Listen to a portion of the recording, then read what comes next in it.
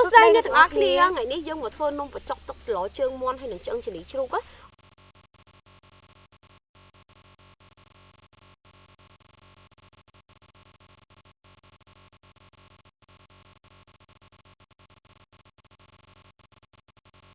ះបន្ទាប់មកទៀតឆ្អឹងជ្រនីជ្រូកនេះឆ្អឹងខ្មង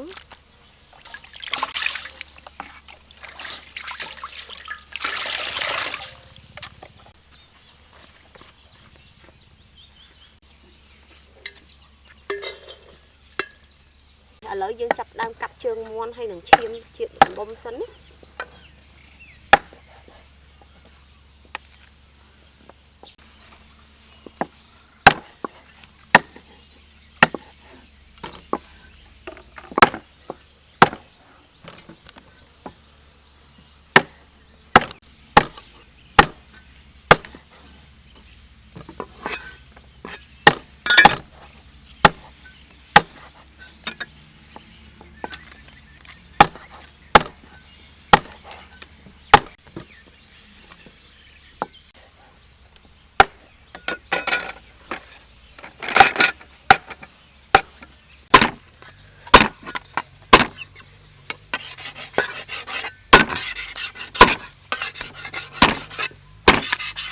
បន្ទាប់មកយើងច្រាំសាច់ជ្រូក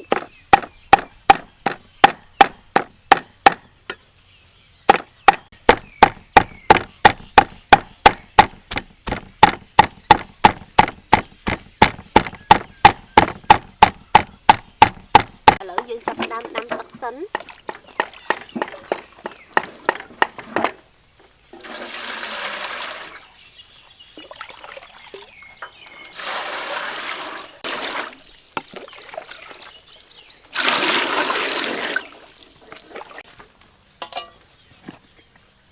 តបមកទៀតយើងចាប់ដើមដាំទឹកនេះសម្រាប់ស្រុះជើងមាន់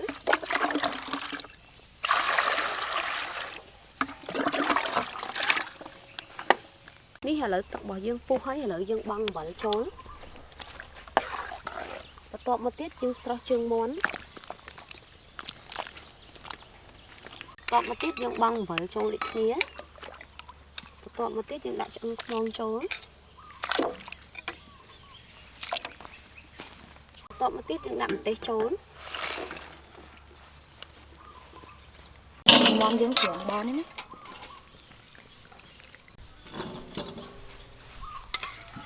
បន្ទាប់មកទៀតយើងចាប់ផ្ដើមស្រុះឈាមម្ដង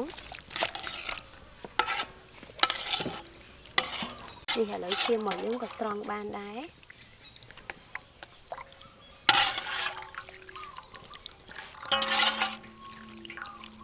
ម្ទេសដែលយើងបានដាក់ចូលស្ងោរវាមិញណាឥឡូវយើងស្រង់វាដាក់ចានសិន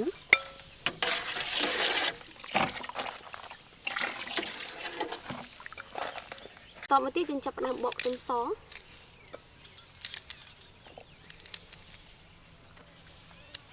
ឥឡូវយើងបកសម្បកខ្ទឹមសសិនតបមកទៀតយើងចាប់ផ្ដើមបុកខ្ទឹមក្រហមខ្ទឹមសស្លឹកក្រូចសើចនិងដេង4មុខបញ្ចូលគ្នាឲ្យម៉ត់សិន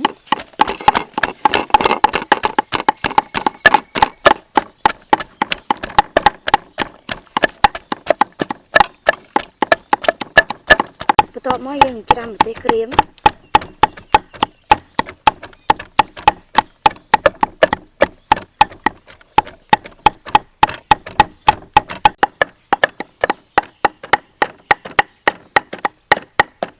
ែច្រាំយើងម៉ត់ហ្នឹងឥឡូវយើងដាក់ចូលក្នុងត្បាល់បុកចូលជាមួយគ្នាតែម្ដង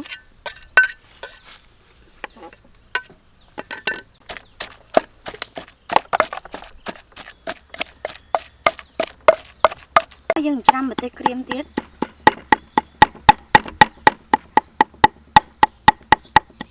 មកយើងដាក់ម្ទេសដែលយើងច្រាំមិញឲ្យចូលទៀតមើលឥឡូវយើងចាប់ដើមឆាគ្រឿងដែលយើងបានបុកឲ្យមិញមកទៀតយើងចាក់ប្រេងឆាចូល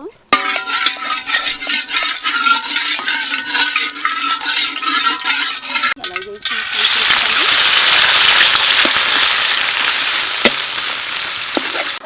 ះឥឡូវយើងចំហៀវខ្លាញ់រួចហើយឥឡូវយើងដួសសំណក់ខ្លាញ់ចូល នេះម្ទេសដែលយើងបានបុកហើយជាមួយនឹងខ្ទឹមហ្នឹងឥឡូវយើងយកវាមកឆាត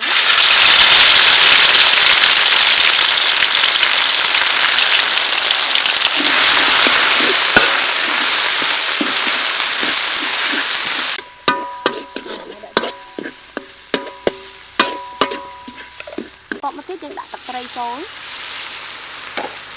ស្ករក្រហមម្សៅស៊ុប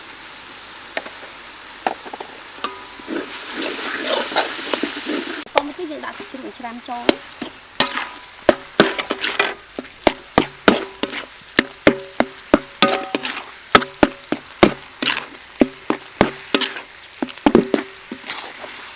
តមកទៀតយើងដាក់ឆ្អឹងជំនីចូល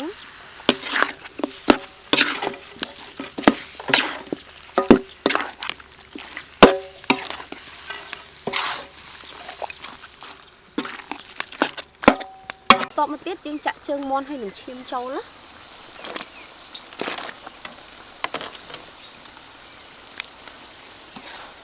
សាច់ជាមួយនឹងឆ្អឹងដែលយើងបានឆាហើយហ្នឹងយើងយកវាមកដាក់ចូលជាមួយនឹងទឹកស្លរបស់យើង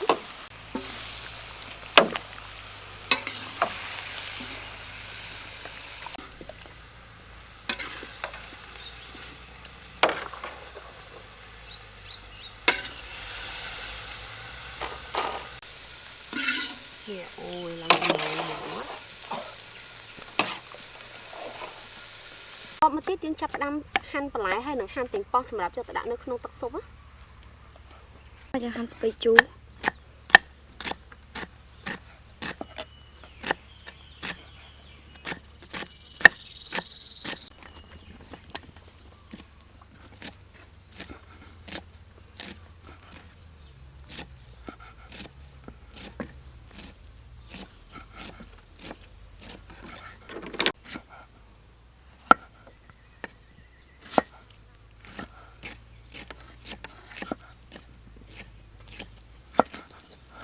តមកទៀតយើងបង់ពេញប៉ោះចូល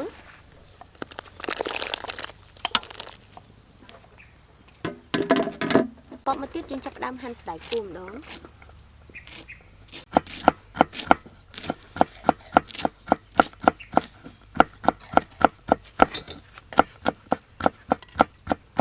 តមកយើងឈូសស្ពៃក្តោប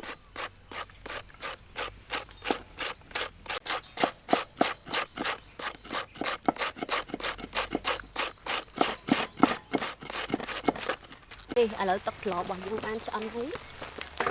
អូយនេះមើលឡើងតំណងហ្មងណាយើងដាក់កធន់ពីប៉ោះស្អាតទៅណាពីប៉ោះឡើងតំណងគឺនឹងឈ្ងុយ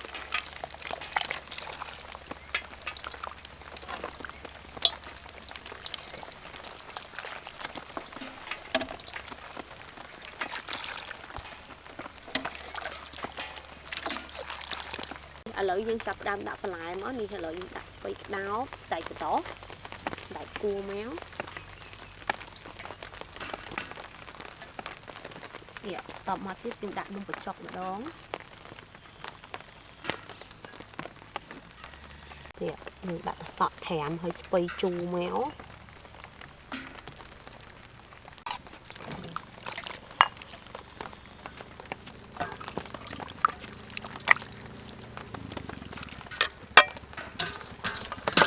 អូក្លិនឡើងឈ្ងុយហ្មង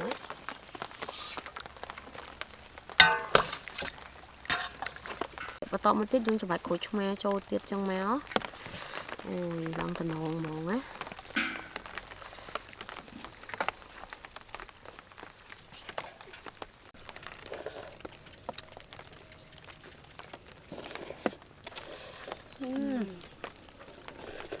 ឆ្ងាញ់ហ្មងណា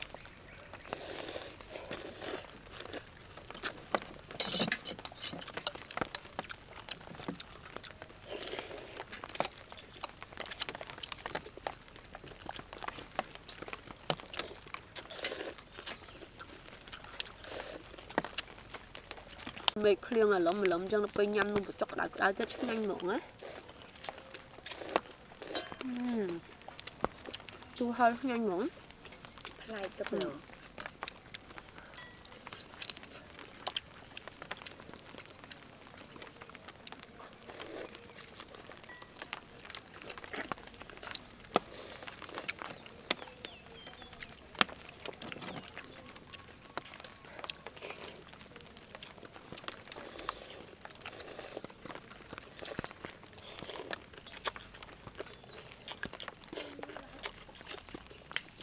หมูhơi chua hơi thế này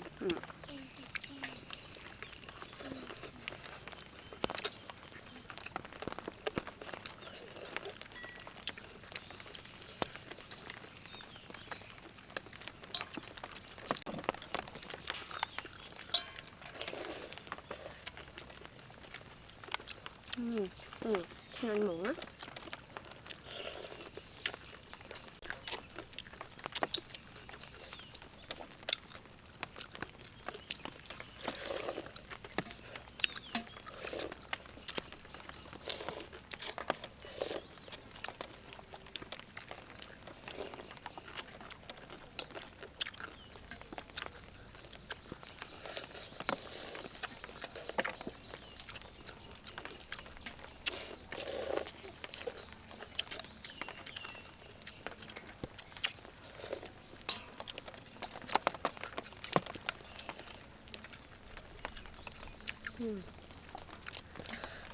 Ăn cho mình.